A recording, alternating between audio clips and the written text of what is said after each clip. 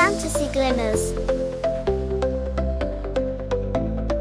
एक बार का जिक्र है कि एक शख्स था जिसके पास शहर और देहात में शानदार मकानात थे, सोने चांदी के बर्तन, कढ़ाई वाले फर्नीचर और सोने से मुज़य्यन गाड़ियां थे। लेकिन वो बदकिस्मत था कि इसकी दाढ़ी नीली थी, जो इसे इतना खौफनाक बना देती कि तमाम औरतें और लड़कियां इस से दूर भागती थी। इसके पड़ोस में एक मुअज़्ज़ज़ खातून रहती थी जिसकी 2 बेटियां निहायत खूबसूरत थे। इस शख्स ने उनमें से एक से शादी की ख्वाहिश जाहिर की और खातून को इख्तियार दिया कि वो जिस बेटी को चाहे इसके साथ बया दे। लेकिन दोनों बेटियों ने इनकार कर दिया और वो इसे एक से दूसरी के पास भेजती रही, क्योंकि वो नीली दाढ़ी वाले शख्स से शादी का तसव्वुर भी नहीं कर सकती थी। मजीद ये कि इसकी कई बीवियां पहले भी थीं और किसी को मालूम न था कि उनका क्या अंजाम हुआ। नीली दाढ़ी वाले शख्स ने उनका दिल जीतने के लिए उन्हें, उनकी माँ और चंद दीगर खवातीन और नौजवानों को अपने देही महल में मदऊ किया, जहां वो एक हफ्ता रहे। वो वक्त शिकार, मछली पकड़ने, रक्स, जियाफत और खुशियों में गुजरा। कोई सोने ना गया, सब रात भर हंसी मजाक में मसरूफ रहे। सब कुछ इतना अच्छा रहा कि छोटी बेटी ने सोचा कि इस शख्स की दाढ़ी इतनी नीली भी नहीं और वो तो बड़ा खुश अखलाक मालूम होता है, और उनकी शादी तय पा गई।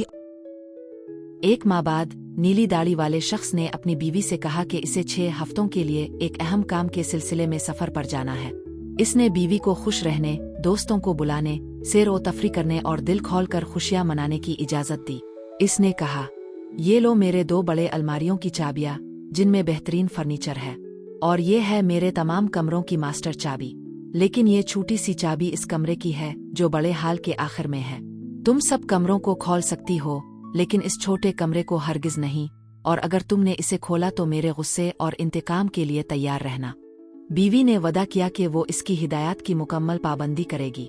फिर वो इसे गिले लगाकर कोच में बैठा और रवाना हो गया। नई दुल्हन की सहेलियां और पड़ोसी इसके शौहर के जाने का इंतजार किए बगैर आ गईं, क्योंकि वो इसकी नीली दाढ़ी से डरती थी। वो सब कमरों, अलमारियों और वार्डरोब्स में घूमे, जो सब निहायत शानदार और कीमती थे। फिर वो 2 बड़े कमरों में गईं, जहां सबसे उम्दा फर्नीचर था। वो अपनी दोस्त की खुश नसीबी पर रश्क करती रही, लेकिन दुल्हन उन चीजों में दिलचस्पी न ले सकी, क्योंकि इसके दिल में इस ममनुआ कमरे को खोलने की बेचैनी थी। तजस्सुस ने इसे इतना मजबूर किया कि वो मेहमानों को जल्द रुखसत करके पीछे की सीढ़ियों से नीचे उतरी, इतनी जल्दी में कि तकरीबन गिरकर मर ही जाती। जब वो इस कमरे के दरवाजे पर पहुंची तो कुछ देर रुकी, शौहर की हिदायत याद की और सोचा कि नाफरमानी से क्या मुसीबत आ सकती है। लेकिन तजस्सुस इतना शदीद था कि वो काबू न रख सकी। कुछ लम्हों बाद इसने देखा कि फर्श खून से लथपथ है और कई औरतों की लाशें दीवारों के साथ लगी हुई हैं। ये सब वो बीवियां थीं जिनसे नीली दाढ़ी वाले शख्स ने शादी की थी और एक एक करके कत्ल कर दिया था। वो खौफ से मरने लगी और चाबी जो इसने ताले से निकाली थी इसके हाथ से गिर गई। जब वो कुछ संभल गई, इसने चाबी उठाई, दरवाजा बंद किया और ऊपर अपने कमरे में चली गई ताकि खुद को पुरसुकून कर सके। लेकिन खौफ इतना शदीद था कि वो सुकून ना पा सकी। इसने देखा कि अलमारी की चाबी खून से दागदार है। इसने 2-3 बार इसे साफ करने की कोशिश की, लेकिन खून ना हटा। इसने इसे धोया, साबुन और रेत से रगड़ा, मगर खून फिर भी बाकी रहा। क्योंकि वो चाबी जादुई थी और वो इसे मुकम्मल तौर पर साफ नहीं कर सकती थी। नीली दाढ़ी उसी शाम वापस आ गया और बताया कि इसे रास्ते में खतूत मिले जिनसे मालूम हुआ कि इसका काम इसके हक में मुकम्मल हो चुका है।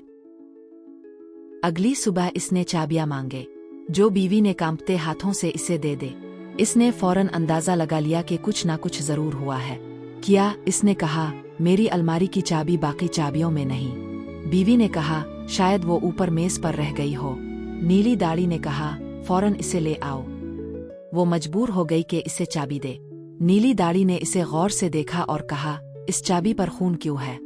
मुझे नहीं मालूम, बीवी ने चीख कर कहा। इसका चेहरा मौत की तरह सफेद हो चुका था। तुम्हें नहीं मालूम? नीली दाढ़ी ने कहा, मुझे सब मालूम है। तुम इस अलमारी में गई है ना? बहुत खूब बीबी, अब तुम वापस जाओगी और उन खवातीन के साथ अपनी जगह लोगी जिन्हें तुमने वहां देखा। ये सुनकर वो इसके कदमों में गिर गई और सच्चे पछतावे के साथ मुआफी मांगने लगी। वदा किया कि वो आइंदा कभी नाफरमानी नहीं करेगी। इसकी खूबसूरती और गम इतने शदीद थे कि पत्थर भी पिघल जाता, मगर नीली दाढ़ी का दिल पत्थर से भी सख्त था। तुम्हें मरना होगा बीबी, फौरन इसने कहा। अगर मुझे मरना ही है, इसने आंखों में आंसू लिए कहा, तो मुझे थोड़ा वक्त दे दो कि मैं दुआ कर सकूं। मैं तुम्हें सिर्फ 15 मिनट देता हूँ, एक लम्हा भी ज्यादा नहीं, नीली दाढ़ी ने जवाब दिया। जब वो तन्हा हुई, इसने ऊपर कमरे की खिड़की से अपनी बहन को आवाज दी, बराहे करम टावर की चोटी पर जाओ और देखो कि मेरे भाई आ रहे हैं आ नहीं। इन्होंने वादा किया था कि आ जाएंगे, अगर तुम उन्हें देखो तो उन्हें जल्दी आने का इशारा देना। सिस्टर एन टावर की चोटी पर चली गई और बेचारी पुकारती रही, क्या तुम्हें कोई आता दिखाई दे रहा है? सिस्टर एन ने कहा, मुझे सूरज की रोशनी में सिर्फ गर्द का बादल और हरी घास नजर आ रही है। इसी दौरान नीली दाढ़ी हाथ में एक बड़ी तलवार लिए जोर से चीखा, फौरन नीचे आओ वरना मैं खुद ऊपर आ रहा हूँ। बीवी ने कहा, बस एक लम्हा और, मेहरबानी फरमा कर। फिर वो आहिस्ता से पुकारने लगी, क्या तुम्हें कोई आता दिखाई दे रहा है? सिस्टर एन ने जवाब दिया, मुझे सूरज की रोशनी में सिर्फ गर्द का बादल और हरी घास नजर आ रही है। नीली दाढ़ी वाला ऊपर कमरे में आया और इसने कहा, इसका मतलब कुछ नहीं। फिर इसने एक हाथ से बीवी के बाल पकड़े, दूसरे हाथ से तलवार बुलंद की ताका इसका सर कलम कर दे। बेचारी औरत ने मरती हुई आंखों से इसकी तरफ देखा और कहा, मुझे सिर्फ एक लम्हा दे दो ताका मैं खुद को संभाल सकूं। और वो वार करने ही वाला था कि इसी लम्हे दरवाजे पर जोरदार दस्तक हुई, जिससे नीली दाढ़ी चौंक गया। दरवाजा खोला गया और 2 आदमी अंदर दाखिल हुए। इन्होंने अपनी तलवारें निकाली और सीधा नीली दाढ़ी की तरफ दौड़े। नीली दाढ़ी ने उन्हें पहचान लिया, वो इसकी बीवी के भाई थे, एक ड्रैगन फौजी और दूसरा मशकी बंदूकची। नीली दाढ़ी वाला चौंक गया, भाइयों ने इसे घेर कर पकड़ लिया और अपनी तलवारें इसके जिस्म में उतार दे। वो वहीं मर गया। बेचारी बीवी तकरीबन मर चुकी थी और इसमें इतनी ताकत भी न थी कि अपने भाइयों को गिले लगा सके। चूंकि नीली दाढ़ी का कोई वारिस न था, इसकी बीवी इसकी तमाम जायदाद की मालिक बन गई। इसने एक हिस्सा अपनी बहन की शादी के लिए इस्तेमाल किया, दूसरा हिस्सा भाइयों को फौजी ओहदे दिलाने के लिए, और बाकी खुद एक नेक दिल शख्स से शादी करने में लगा दिया, जो इसे नीली दाढ़ी के साथ गुजरे खौफनाक वक्त को भला देने में मददगार साबित हुआ।